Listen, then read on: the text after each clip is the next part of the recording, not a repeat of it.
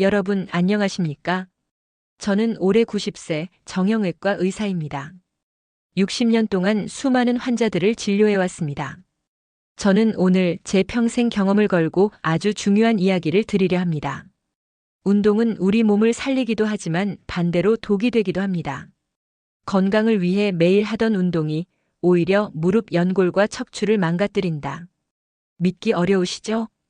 하지만 저는 실제로 그런 환자들을 수없이 봐왔습니다.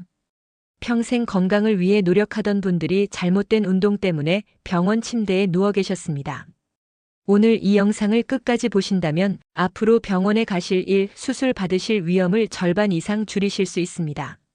그리고 여러분의 남은 인생이 훨씬 더 건강하고 자유로워질 것입니다. 자, 이제 본격적으로 시작해 보겠습니다. 여러분, 혹시 뱃살을 빼기 위해 윗몸 일으키기를 매일 하고 계신가요? 아마 복부 운동의 기본이라고 생각하실 겁니다. 그런데 이 운동은 사실 허리 디스크와 척추 관절에 과도한 압박을 줍니다. 허리가 굽혀졌다가 펴질 때 척추뼈 사이의 디스크가 심하게 눌리기 때문입니다. 60년 동안 제가 본 허리 디스크 환자 중 상당수가 저는 매일 윗몸 일으키기를 했습니다라고 말씀하셨습니다. 즉, 허리를 강화하려던 운동이 오히려 허리를 망가뜨린 겁니다. 그런데 무릎을 바닥에 대고 하는 변형 플랭크가 특히 좋습니다. 허리의 부담을 줄이고 복부 코어 근육은 충분히 강화할 수 있죠. 잠깐 따라 해보실까요? 바닥에 엎드린 상태에서 무릎을 대고 팔꿈치를 어깨 밑에 두세요. 허리가 휘지 않도록 복부에 살짝 힘을 주고 10초, 20초, 처음에는 짧게만 버티시면 됩니다. 이 작은 습관이 여러분의 허리를 평생 지켜줍니다. 목이 뻐근할 때 습관처럼 목을 돌리시는 분들 많죠? 딱딱 소리가 나면서 순간적으로 시원함이 느껴집니다. 하지만 그 순간 경추뼈와 디스크에 미세한 손상이 생깁니다. 이게 쌓이면 목 디스크, 어깨 통증, 심지어 두통까지 이어집니다. 저는 실제로 목이 뻐근해서 자주 돌렸다던 분이 몇 년 후 심각한 목 디스크로 수술대에 오르는 것을 많이 봤습니다. 고개를 앞으로 살짝 숙이고 좌우로 천천히 기울이세요. 특히 스마트폰을 오래 보는 분들, 이 동작만 매일 해도 목 건강이 크게 달라집니다. 잠깐 지금 해보실까요? 고개를 오른쪽으로 10초, 왼쪽으로 10초, 그리고 천천히 앞으로 숙여서 10초. 어떠십니까? 훨씬 안정감 있고 안전하죠? 헬스장에 가면 꼭 보이는 운동기구, 바로 레그 프레스입니다. 앉은 자세에서 다리로 무거운 판을 밀어내는 운동이죠.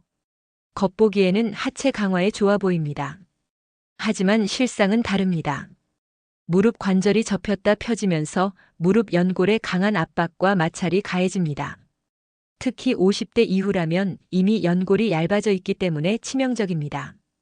저는 젊을 때부터 레그 프레스를 하다가 60대에 무릎 연골이 다 닳아버려 인공관절 수술을 받은 분들을 여럿 보았습니다. 의자를 뒤에 두고 앉았다 일어나는 운동입니다. 무릎 각도가 너무 꺾이지 않으면서 하체 근육은 충분히 강화할 수 있습니다. 한때 크게 유행했던 운동이 있습니다. 바로 거꾸리 운동.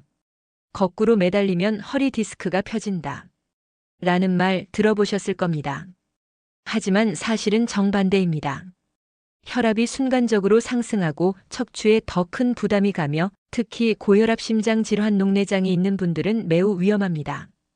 바닥에 누운 상태에서 무릎을 구부려 가슴 쪽으로 당겨보세요.